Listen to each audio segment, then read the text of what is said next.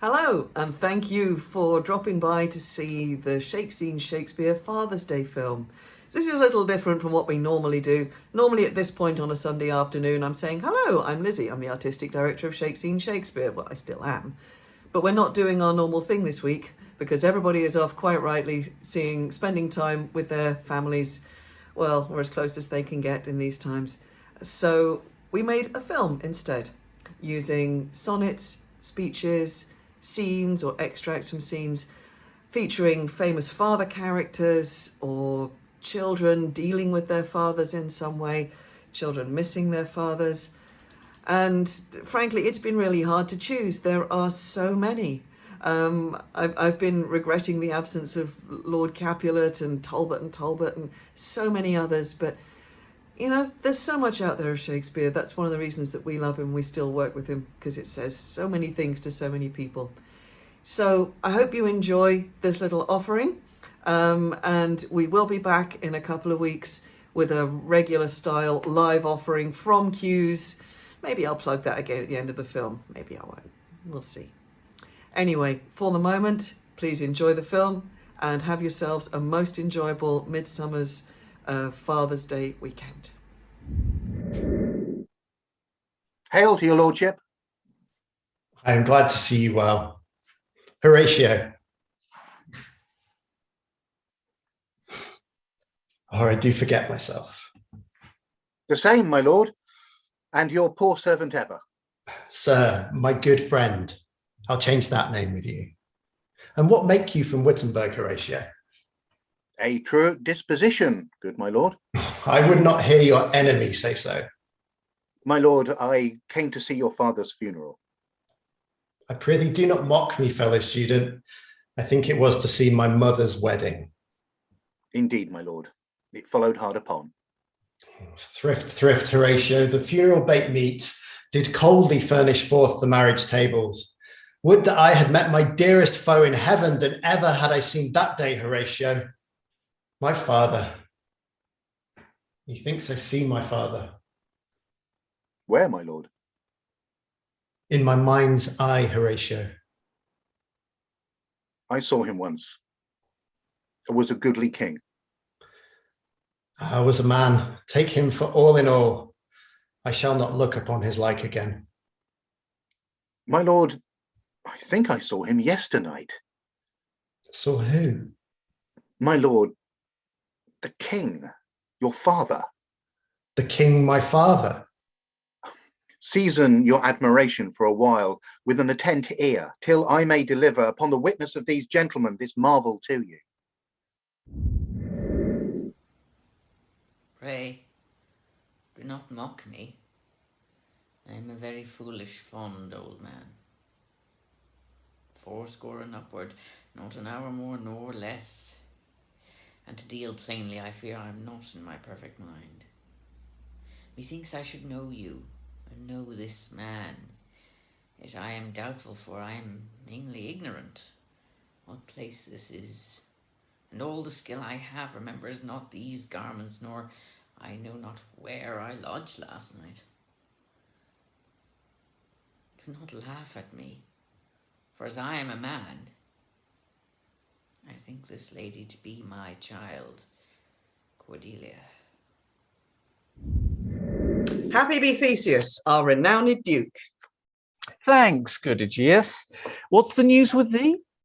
Full of vexation come I with complaint against my child, my daughter Hermia. Stand forth, Demetrius, my noble lord. This man hath my consent to marry her. Stand forth, Lysander. And, my gracious duke, this man hath bewitched the bosom of my child. Thou, Lysander, have given her rhymes and interchanged love tokens with my child. Thou hast by moonlight at her window sung with feigning voice verses of feigning love, and stolen the impression of her fantasy with bracelets of thy hair, rings, gauds, conceits, knacks, trifles, nosegays, sweetmeats, messengers of strong prevailment in unhardened youth. With cunning hast thou filched my daughter's heart, turned her obedience, which is due to me, to stubborn harshness. And, my gracious Duke, be it so, she will not here before your grace consent to marry with Demetrius. I beg the ancient privilege of Athens. As she is mine, I may dispose of her, which shall be either to this gentleman or to her death, according to our law immediately provided in that case. What say you, Hermia? Be advised, fair maid. To you your father should be as a god, one that composed your beauties, yea, and one to whom you are but as a form in wax, by him imprinted and within his power to leave the figure or to disfigure it. Demetrius is a worthy gentleman. So is Lysander. In himself he is, but in this kind, wanting your father's voice, the other must be held the worthier. I would my father looked but with my eyes. Rather your eyes must with his judgment look. I do entreat your grace to pardon me. Sir, I am about to weep, but thinking that we are a queen, or long have dreamed so. Certain, the daughter of a king, my drops of tears I'll turn to sparks of fire. Thy gift, thy tables, are within my brain, full charactered with lasting memory, which shall above that idle rank remain, beyond all date, even to eternity, or, at the least, so long as brain and heart have faculty by nature to subsist, till each to raised oblivion yield his part, of thee thy record never can be missed. That poor retention could not so much hold, nor need I tallies thy dear love to score. Therefore to give them from me was I bold, to trust those tables that receive thee more, to keep an adjunct to remember thee, or to impart forgetfulness in me. Why, cousin? Why, Rosalind?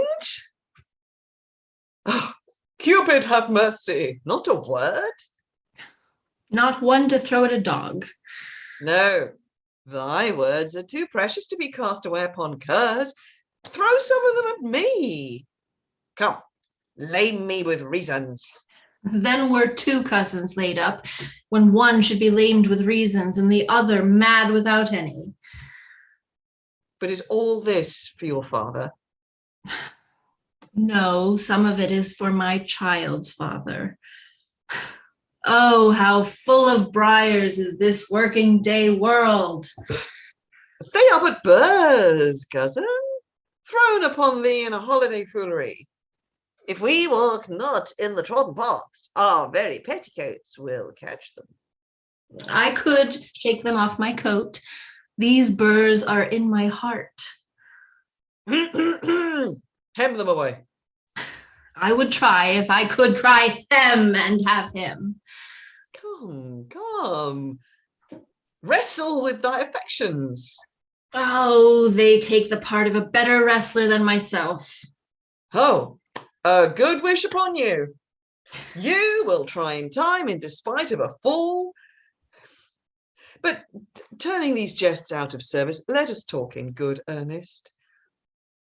Is it possible, on such a sudden, you should fall into so strong a liking with old Sir Rowland's youngest son? The Duke, my father, loved his father dearly. Doth it therefore ensue you should love his son dearly? By this kind of chase, I should hate him, for my father hated his father dearly, yet I hate not Orlando. No, hate him not for my sake.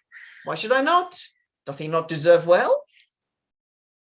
Let me love him for that. Do you love him because I do?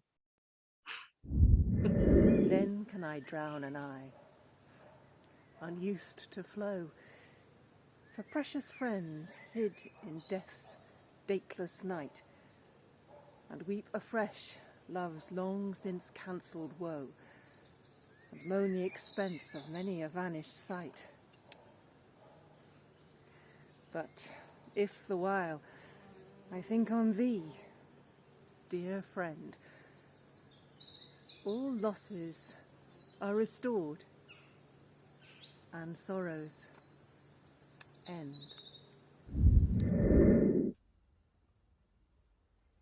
O thou good old man, how well in thee appears the constant service of the antique world, where service sweat for duty, not for meed.